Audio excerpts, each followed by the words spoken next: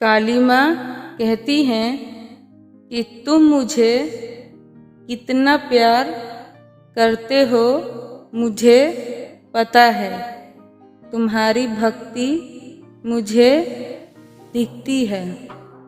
तुम्हारी प्रार्थनाएं भी मेरी कानों तक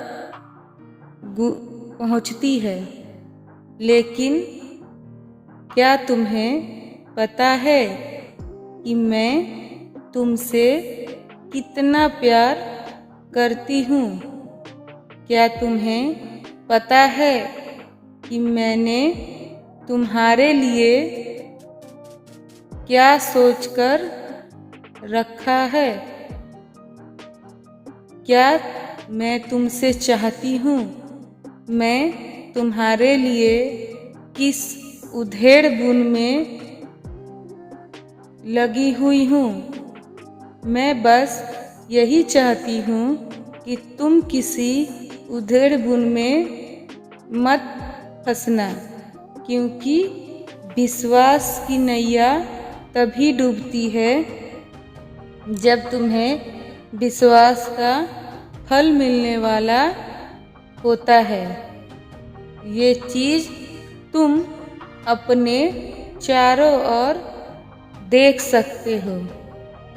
जिस क्षण तुम्हें अपनी भक्ति, अपनी सुकर्म का फल मिलने वाला होता है, उसके अगले ही क्षण तुम कुछ ऐसी गलतियां कर देती हो जिससे उसका फल तुम्हें नहीं मिल पाता।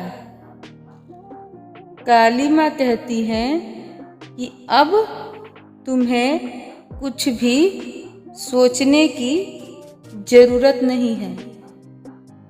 मैं जो तुम्हारे लिए सोची हूँ वह तुम्हें बहुत जल्द ही पता चलने वाला है।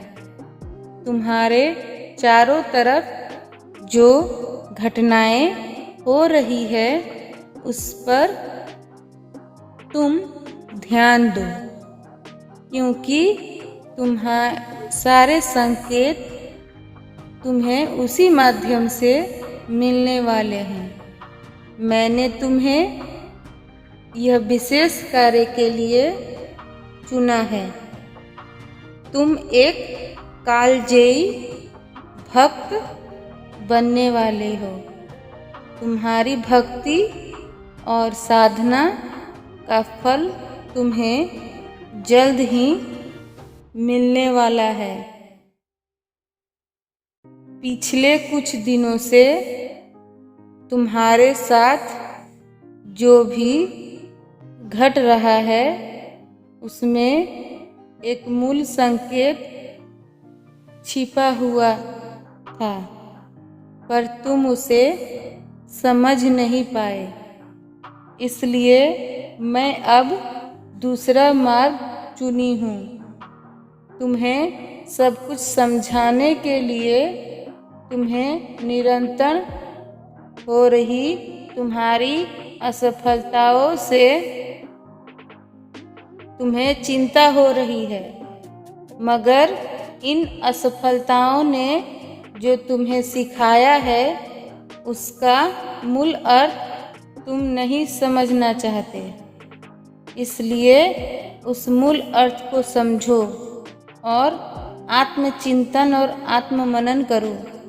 सोचो कि पिछले दिनों में जो घटनाएं घटी उसका कारण क्या था या क्या हो सकता है, किस कारण से तुम्हारे साथ यह घटनाएं घटी। जैसे ही तुम इन प्रयोजनों का कारण समझोगे, तुम्हें मेरे द्वारा दिए गए संकेत समझ में आ जाएंगे और उन संकेतों के माध्यम से ही तुम्हें तुम्हारा लक्ष्य प्राप्त हो जाएगा।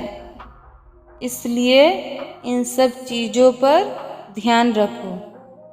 बाकी सब चिंता मेरे ऊपर छोड़ दो, मैं सब ठीक कर दूंगी।